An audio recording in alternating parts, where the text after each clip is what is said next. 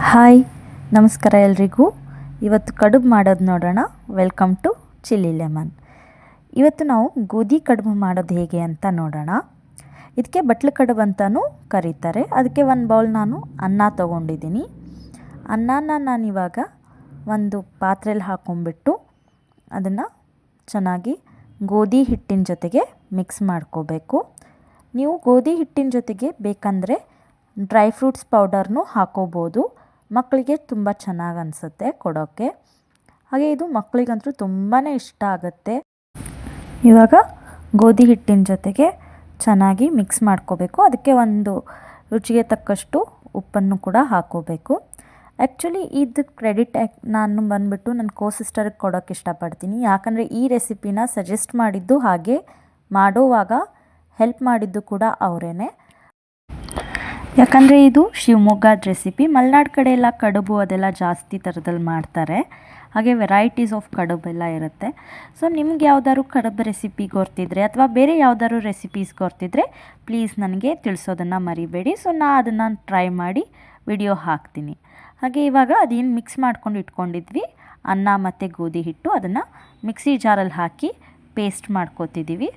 ಇವಾಗ ಇದನ್ನು ಮಿಕ್ಸಿ ಜಾರಲ್ಲಿ ಹಾಕಿಬಿಟ್ಟು ಚೆನ್ನಾಗಿ ಪೇಸ್ಟ್ ಮಾಡಿ ನಾದಿ ಇಟ್ಕೊಂಡಿರೋದೀಗ ಇದನ್ನು ಒಂದು ಚಿಕ್ಕದಾಗಿ ಉಂಡೆ ಮಾಡಿಕೊಂಡು ಕೈಗೆ ಎಣ್ಣೆ ಹಚ್ಕೊಂಡು ಉಂಡೆನ ಇಟ್ಕೋತಿದ್ದೀವಿ.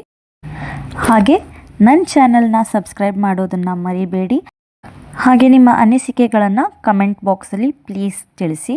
ಹಾಗೆ ನಿಮಗೆ ರೆಸಿಪೀಸ್ ಲೈಕ್ ಆಗ್ತಿದೆ ಅನ್ನೋದಾದರೆ ಥಮ್ಸ್ ಅಪ್ ಕೊಡೋದನ್ನು ಮರಿಬೇಡಿ. ಹಾಗೆ ನಮಗೆ ಹೀಗೆ ಸಪೋರ್ಟ್ ಮಾಡ್ತಾಯಿರಿ. ಸೊ ನಾನು ಇನ್ನೂ ಹೆಚ್ಚದಾಗಿ ವಿಡಿಯೋ ಹಾಕ್ಬೋದು. ಇವಾಗ ಒಂದು ಸ್ಟೀಮಿಂಗ್ ಪ್ಲೇಟಿಗೆ ಎಣ್ಣೆ ಹಚ್ಕೋತಿದ್ದೀನಿ. ಎಣ್ಣೆ ಹಚ್ಕೊಂಬಿಟ್ಟು ಇವಾಗ ಇದೇನು ಕಡುಬು ಮಾಡಿದ್ದೀವಲ್ಲ, ಅದೇನು ಗೋಲಾಗಿ ಮಾಡಿದ ಕಡುಬನ್ನ ನಾವು ಬಟ್ಲ ಶೇಪಲ್ಲಿ ಮಾಡ್ಕೊಂಡು ಇಟ್ಕೋತಿದ್ದೀನಿ. ಸೊ ಬಟ್ಲ ಶೇಪಲ್ಲಿ ಮಾಡ್ಕೊಂಡು ಇಟ್ಕೊಳ್ಳೋದ್ರಿಂದ ಏನಾಗುತ್ತೆ, ಮಕ್ಕಳಿಗೆ ಚೆನ್ನಾಗೂ ಅನಿಸುತ್ತೆ ತಿನ್ನೋಕ್ಕೆ. ಹಾಗೆ ಈಕ್ವಲ್ ಆಗಿ ಬೆಂದ್ಕೊಂಬರುತ್ತೆ ಕಡುಬು. ಹಾಗೆ ದಪ್ಪ ಇದೆ, ಒಂದು ಸ್ವಲ್ಪ ಟೈಮ್ ಹಿಡಿಬೋದು ಬೇಯೋಕ್ಕೆ. ಬಟ್ ಹೀಗೆ ಬಟ್ಲ ಇದ್ದರೆ ಅದು ಕೂಡ ಬೇಗನೆ ಬೇಯುತ್ತೆ. ಇವಾಗ ಇದಾಗಿದೆ. ಇವಾಗ ಸ್ಟೀಮ್ಗೆ ಇಡ್ತಿದ್ದೀನಿ. ಇವಾಗ ನೀರು ಕಾಯೋಕ್ಕಿಟ್ಟಿದ್ದೀನಿ. ಕಾಯೋಕ್ಕಿಟ್ಬಿಟ್ಟು ಅದು ಕುದಿ ಬಂದ ಮೇಲೆ ನಾವು ಕಡುಬನ್ನು ನಾವು ಸ್ಟೀಮಿಂಗ್ ಪ್ಲೇಟಲ್ಲಿ ಇಟ್ಟಿದ್ವಲ್ಲ ಅದನ್ನು ಇಟ್ಕೋತಿದ್ದೀನಿ. ಇವಾಗ ಇದು ಚೆನ್ನಾಗಿ ಒಂದು 10 to 15 ಮಿನಿಟ್ಸಾರು ಚೆನ್ನಾಗಿ ಬೆಂದ್ಕೊಂಡು ಬರಬೇಕು. ಆವಾಗಲೇ ಚೆನ್ನಾಗಿ ಅನಿಸುತ್ತೆ. ಇವಾಗ ನಾನು ಒಂದು ಲಿಡ್ ಕ್ಲೋಸ್ ಮಾಡಿಬಿಟ್ಟು ಇವಾಗ 10 to 15 ಮಿನಿಟ್ಸ್ ಆದಮೇಲೆ ನೋಡ್ತಿರ್ಬೋದು ಹೇಗೆ ಚೆನ್ನಾಗಿ ಹೊಗೆ ಬರ್ತಿದೆ ಅಂತ. ಸೊ ಇವಾಗ ನಾವು ಇದ್ರ ಜೊತೆಗೆ ಮೆಂತ್ಯಕಾಳು ಚಟ್ನಿ ಮಾಡೋದು ನೋಡೋಣ. ಆ್ಯಕ್ಚುಲಿ ಮೆಂತ್ಯಕಾಳು ಚಟ್ನಿ ತಿನ್ನೋದ್ರಿಂದ ತುಂಬ ಉಪಯೋಗ ಇದೆ. ಫಸ್ಟ್ ರೆಸಿಪಿ ನೋಡ್ಕೊಳ್ಳೋಣ, ಆಮೇಲೆ ನಾನು ಅಡ್ವಾಂಟೇಜಸ್ ಹೇಳ್ತೀನಿ. ಜಾರ್ಗೆ ಒಣ ಕೊಬ್ಬರಿ, ಬೆಳ್ಳುಳ್ಳಿ, ಕೊತ್ತಂಬರಿ, ಕರಿಬೇವು, ಹಾಗೆ ಒಂದು ಸ್ವಲ್ಪ ಹುಣಸೆ ಹಣ್ಣು, ಹಾಗೆ ಒಂದು ಸ್ವಲ್ಪ ಉಪ್ಪು ರುಚಿಗೆ ತಕ್ಕಷ್ಟು ಹಾಕ್ಕೊಂಬಿಟ್ಟು ಇವಾಗ ನಾನು 24 hours ನಾನು ಮೆಂತ್ಯಕಾಳನ್ನ ನೆನೆಸಿಟ್ಟಿದ್ದೆ. ಅದನ್ನು ಹಾಕ್ಕೋತಿದ್ದೀನಿ ಜಾರ್ಗೆ ಹಾಕ್ಕೊಂಬಿಟ್ಟು ಇದ್ರ ಜೊತೆಗೆ ಖಾರಕ್ಕೆ ನಿಮ್ಗೆ ಎಷ್ಟು ಬೇಕೋ ಅಷ್ಟು ಒಣ ಮೆಣಸಿನ್ಕಾಯಿ ಬೇಕಾದರೆ ಒಣ ಮೆಣಸಿನ್ಕಾಯಿ ಹಾಕ್ಕೋಬೋದು. ನಾನಿವಾಗ ಚಿಲ್ಲಿ ಪೌಡರ್ ಇದೆ, ಚಿಲ್ಲಿ ಪೌಡರ್ ಹಾಕ್ಕೋತೀನಿ. ಪೇಸ್ಟ್ ಮಾಡಿಕೊಂಡು ಅದನ್ನು ಇಟ್ಕೊಂಡಿದ್ದೀನಿ. ನಾನು ಮೆಂತ್ಯಕಾಳದ್ದು ಅಡ್ವಾಂಟೇಜಸ್ ಏನಂತ ಹೇಳಬೇಕು ಅಂತಿದ್ದೆ. ಸೊ ಇದು ಚಟ್ನಿ ಆಯಿತು, ಪಲ್ಯ ಆಯಿತು ಬಂದುಬಿಟ್ಟು ನ್ಯೂ ಮಾಮ್ಸ್ ಅಂದರೆ ಬ್ರೆಸ್ಟ್ ಫೀಡಿಂಗ್ ಮಾಮ್ಸ್ಗೆಲ್ಲ ತುಂಬ ಒಳ್ಳೆಯದು.